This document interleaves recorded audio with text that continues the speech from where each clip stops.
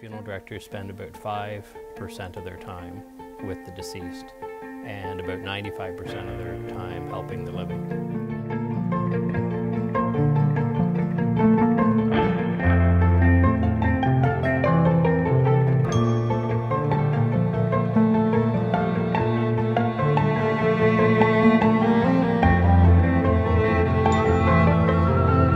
This isn't your song, this isn't your music. How can it be wrong when by committee they choose it all, they choose it all. Chim chim. My name is Robert Kinnear-Reid, and I am a fourth generation family funeral director, and I have been a licensed funeral director in the province of Ontario for 26 years now.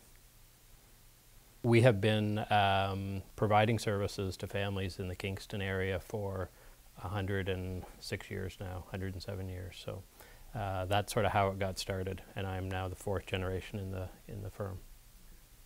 Even though I grew up in the family business, I always swore that I wouldn't go into the business, you know, because you have sort of just this image of the death part of it.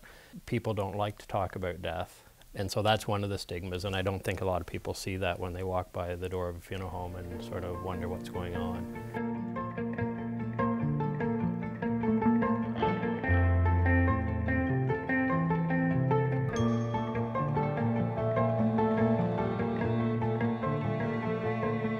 These are cremation urns that we offer. About 70% of the families that we serve now opt for cremation.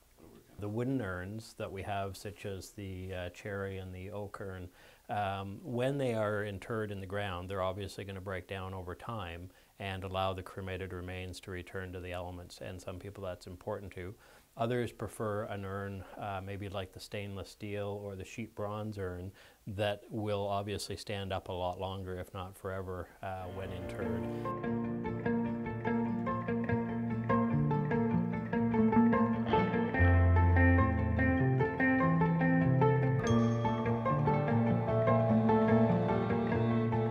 My name's Doug Radford, and I'm a funeral director at Robert J. Reid & Son Funeral Home.